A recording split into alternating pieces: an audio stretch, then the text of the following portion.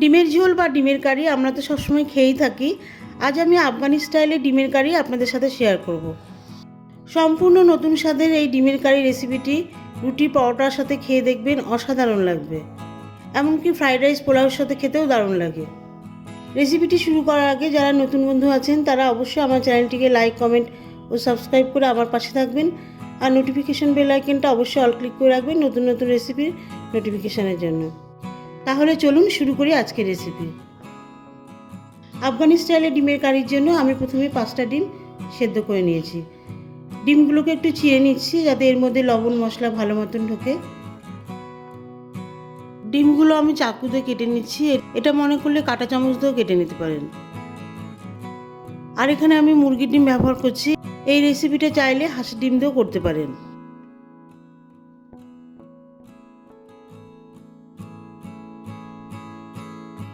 ডিমগুলি হালকা কেটে নেওয়ার পরে গ্যাসে একটি ননস্টিক কড়াই বসিয়ে দেব। কড়াইয়ের মধ্যে দিয়ে দেব খুব সামান্য পরিমাণ সরষের তেল। তেলটাকে প্রথমে হালকা গরম করে নেব।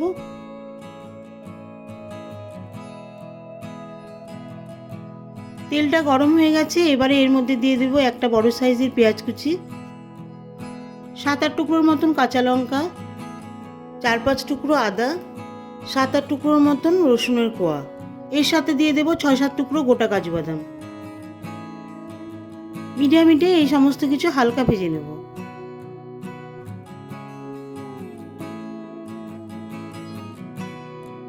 পেঁয়াজ কুচিগুলো দিয়ে দেওয়ার পরে খুব একটা কিন্তু কড়া ভাজবো না, তাহলে পেঁয়াজের যে ঝাঁঝালো গন্ধটা আছে সেটা পুরোপুরি নষ্ট হয়ে যেতে পারে। এটাকে হালকা ভেজে এর একটা মিশ্রণ তৈরি করে নেব।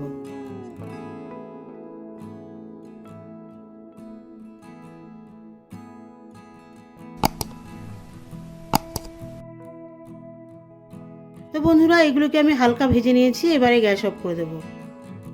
এবারে এই মশলাগুলোকে ঠান্ডা করে নেব। মশলাগুলি ঠান্ডা হয়ে গেছে, এবারে একটি মিক্সার গ্রাইন্ডার মেশিনে এই সব মশলাগুলো দিয়ে দেব। এর মধ্যে দিয়ে দেব 1 আটির মতন ধনেপাতা। এইসব মশলার একটা মিহি পেস্ট বানিয়ে নেব। খুব সুন্দর একটা মিহি পেস্ট তৈরি করে নিয়েছি দেখুন। এবারে রান্না করব। কড়াই দিয়ে দিচ্ছি 1/2 কাপ মতন সাদা তেল। মিডিয়াম হিটে তেল গরম হয়ে গেলে এর মধ্যে মশলার মিশ্রণটা দিয়ে দিচ্ছি।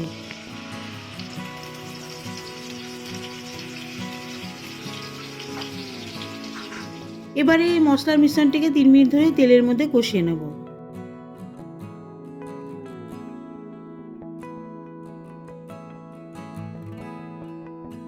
তেলের মধ্যে কষিয়ে নেওয়ার পরে এর মধ্যে এবারে শুকনো মশলা দিয়ে দেব। প্রথমেই দিয়ে দিচ্ছি 1/2 চা চামচ মতন হলুদ গুঁড়ো, এরপরে দিয়ে দিচ্ছি 1 চা চামচ মতন জিরে গুঁড়ো, 1 চামচ মতন ধনে গুঁড়ো দিয়ে দিচ্ছি, 1/2 চা চামচ মতন শুকনো লঙ্কার গুঁড়ো। এই সমস্ত মশলা দিয়ে আবারও কষিয়ে নেব। মশলাটা ভালো কষানো হলে গ্রেভিটাও খেতে খুব স্বাদের হবে। বেশ ভালো করে মশলাটা কষিয়ে নিয়েছি, দেখুন মশলা থেকে তেল বেরিয়ে এসছে। এখন দিচ্ছি একটা মাঝারি সাইজের দারচিনি স্টিক, 3 টুকরো ছোটো এলাচ আর 3-4 টুকরো লবঙ্গ।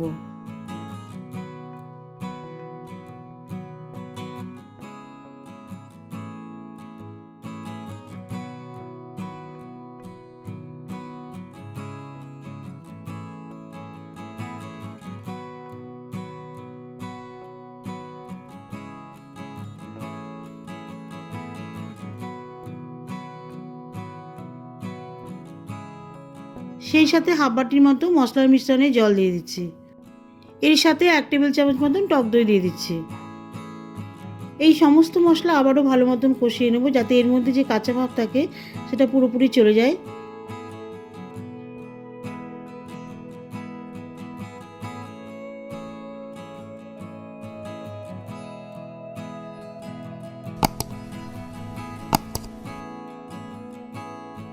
সমস্ত মশলা ভালো করে কষানো হয়ে গেলে এর মধ্যে জল দিয়ে দেব। জল দিয়ে দেওয়ার পরেই সামান্য পরিমাণে লবণ দিয়ে দেব। লবণ দিয়ে দেওয়ার পরে ঝোলের মধ্যে ভালো করে মিশিয়ে দেব। জলটা নিজেদের পরিমাণ অনুযায়ী দেবেন, যে যেমন গ্রেভি খেতে পছন্দ করেন। আমি এখানে ঘন গ্রেভি তৈরি করব, তাই অল্প পরিমাণে জল দিয়েছি।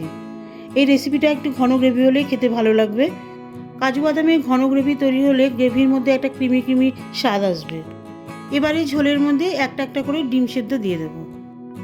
আমি কিন্তু বন্ধুরা ডিমগুলো ভেজে নিইনি, সেদ্ধ ডিমই গ্রেভির মধ্যে দিয়ে দিচ্ছি।